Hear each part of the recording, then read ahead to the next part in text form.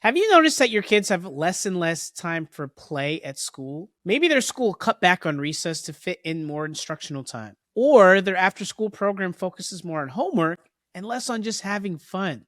With so much focus on academic performance, playtime is sometimes pushed to the side. But here's the problem: play isn't a break from learning, it's actually one of the ways learning happens. So today, we're talking about why play is essential to learning and development, what's getting in the way of more play, and how families and schools can work together to make sure kids get the play they need to thrive. Welcome to the Opportunity Gap, a show where we talk about how to navigate the education system. I'm Julian, your host. I'm an assistant principal with over 20 years of educational experience. And what I see every day is this: when kids lose opportunities to play, we don't just lose joy, we lose focus, we lose opportunities for emotional regulation, creativity, and most importantly, we lose connection.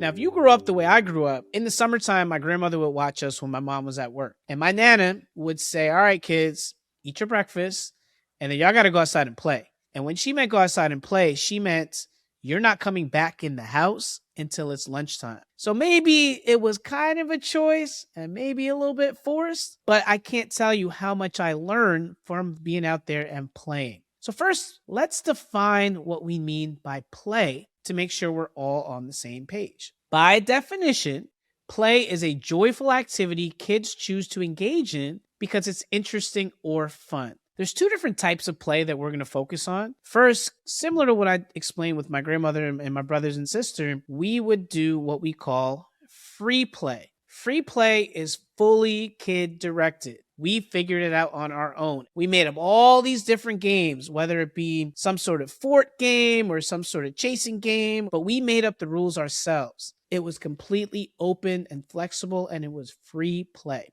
The other type of play that we talk about a lot is guided play. Guided play is where adults may set up the rules, but the students are directing it. So why does play matter? Why is it important? As an administrator, one of my jobs is to do the research. I have to stay current on everything. And all of the research, like so much of it, really talks about the benefits of play and how unstructured play, especially, it's really, really good for learning. And learning not just for little kids, this is for everybody. It's really important for us to have unstructured time that allows learning to be boosted, it allows social skills to be built, and it really fosters resilience. So play is super important, and the research backs it. Play that involves physical activity, meaning you are outside running around, or you're moving, or you're doing something where your body is getting that movement. It's really good for your brain. Studies show that immediately after physical activity, people perform better on tests of working memory and other executive functions. So, ding, ding, ding.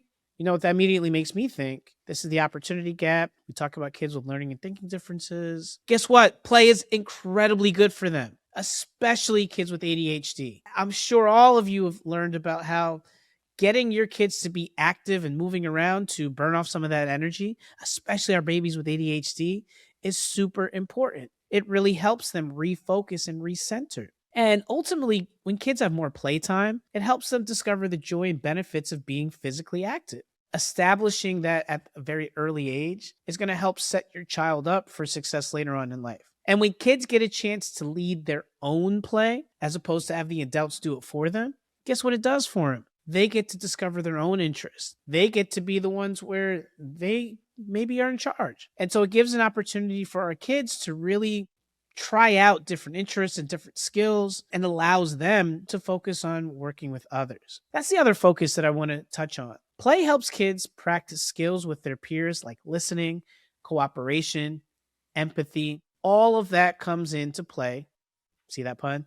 It comes into play on the playground. Think about it. So much of what we learn in terms of interacting with other people, it doesn't really happen in the classroom. It's on the playground when they're interacting with each other. And as we know, there's so many schools that are beginning to limit the amount of unstructured time at recess. They're suffering because they're not allowing the kids to get a chance to interact. And so the more that we can create unstructured open play time, the better it will be for our social skills for our students. Play also boosts learning. There's a reason why kids learn through play at the preschool level. Kids' brains are built for active experiences, especially younger kids. Again, all the research shows that play helps kids adjust to the school setting by making things more interesting and bringing curiosity. If I'm learning while I'm playing, then I'm having fun.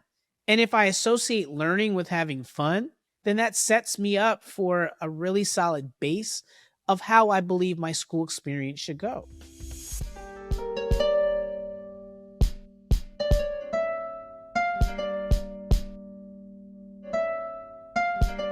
All right, so let's talk about why is play disappearing from so many school days. Number one, so much of our playtime now is fully monitored by adults. Now, listen, I'm an administrator, but I'm also a dad, and I understand that it's really hard to just want to give your kids free reign to do whatever. And not myself, not me, but I know some people that we like to joke are kind of like helicopter parents. They want to watch everything. They want to make sure everything is set up perfectly. There's not many of us that are having our kids go outside, knock on a friend's door, and see if they're home to hang out. We're creating those structures ourselves. Number two, there's a big pressure, and I know you feel it because I feel it too. There's a pressure to maximize academic learning time in schools. And so focus on math, the focus on literacy, the focus on ensuring that our test scores are increasing are now impacting the mandatory recess that schools used to have. In many cases, a lot of our younger kids are losing out on the traditional recess block, and instead they're having more instructional time. They might be calling it intervention time or whatever host of other things that are happening. And our kids are only getting 10 or 15 minutes of recess break time. And if we think about our students with ADHD, our students learning and thinking differences, yes, those interventions are super important, but unstructured play is equally important.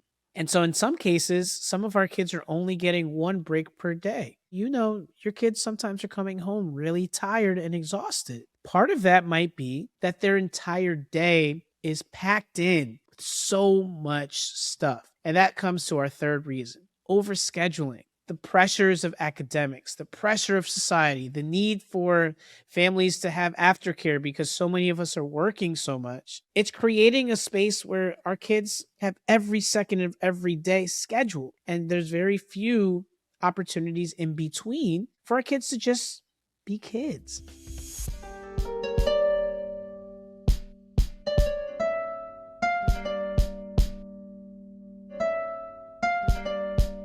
All right, so we know the benefits of play. We know why it's been going away. Now we want to know, what can we do? What can schools do? And what can you as parenting adults do? One, advocate for recess if your school does not have enough of it. I will say, at the time of this recording, Philadelphia, where I do work, just passed an ordinance that schools are not allowed to take recess away for disciplinary purposes. And ultimately, that came from the advocacy of Philadelphia parents. So maybe take a look at that and see, how did they go about doing that? What did they do to advocate to make sure that recess was built into the schedule? Think about in your own household. Are you providing fully unstructured time? Add in some quick play breaks as you're doing your chores or when you're just doing errands or whatever you might be doing. See if you can add in a couple breaks so that kids get used to having that unstructured time. This is a big one for me. Be careful of screen time. It's really convenient to throw an iPad in front of a kid when you have a whole bunch of stuff to do. You're trying to get dinner ready, you're trying to get things done, and you just need a second. I get it. I'm there. I understand. But if you can find a balance where sometimes there's just screen free, here you go. Here's some boxes. Here's some scissors. Here's some markers. Go make something. And at first they might look at you like, what are you talking about? I don't want to do that. I'm bored. Now, in my household, the word bored is not allowed, but the benefits of that purposeful experience of boredom really helps your kids develop an opportunity to have that unstructured play. And last but not least, play as a family. Get out there and have some fun together. Like if you get out there and play with the kids, then it shows how much you value it in your own household. I know my son loves to play with action figures, and right now he's really into He-Man. I know I said that. He-Man. He-Man is from when I was a kid. So he and I are just going down this deep rabbit hole of all the He-Man lore. And it brings me back to when I was his age.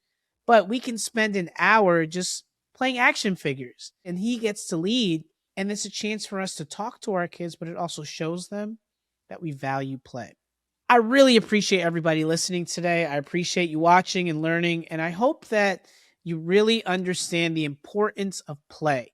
The research tells us the more that you can incorporate play, the better it's going to be for a child's development. So whatever you can do to create that unstructured time into your day with your children, find a way to do it. And don't forget, play as a family. That's how you model the behavior that is desirable. And it's important for all of us to have playtime, especially adults.